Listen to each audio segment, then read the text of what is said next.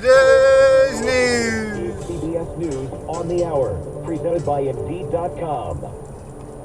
I'm Linda Gradstein in Jerusalem. Hamas continued to fire salvos of rockets on Israel, and Israel continued airstrikes on Gaza. The death toll in fighting between Israel and Hamas continued to climb on both sides to about 1,800. Israel also has the bodies of 1,500 Hamas gunmen who infiltrated Israel on Saturday, and more than 100 Israeli hostages are being held in Gaza. CBS News correspondent Holly Williams has more from the border between Israel and Gaza. Israel is expected to launch a ground invasion of the Gaza Strip in the days ahead. Its military says it's massed 35 battalions in areas close to the border with Gaza.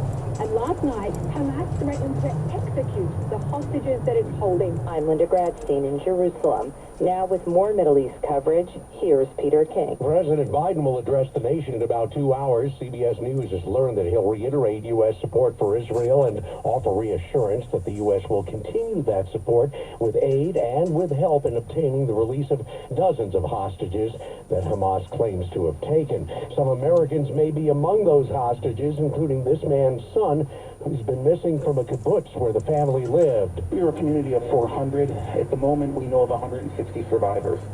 The rest have either died or are, as we said, prisoners or missing. They say a cat has 9 lives, but what about a House Speaker? CBS's Scott McFarland tells us Kevin McCarthy could find a second life with the gavel. Amid the uncertainty, former Speaker Kevin McCarthy, who was booted a week ago today, didn't rule out returning to his job.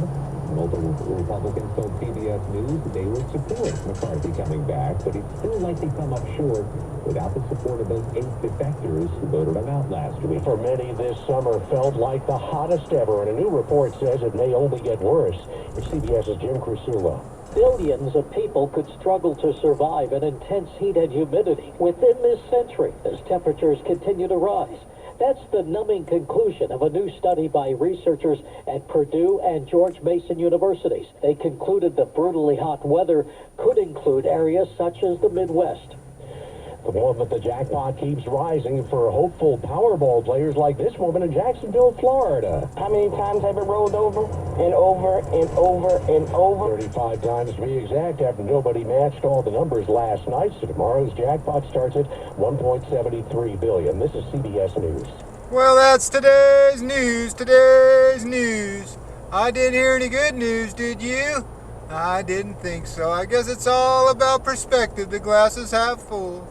Well, as always, I'd like to thank you again for coming along with me on these Dash Cam News adventures. You know the drill. Peace, love, and all that hippie jazz. Bye-bye, everybody.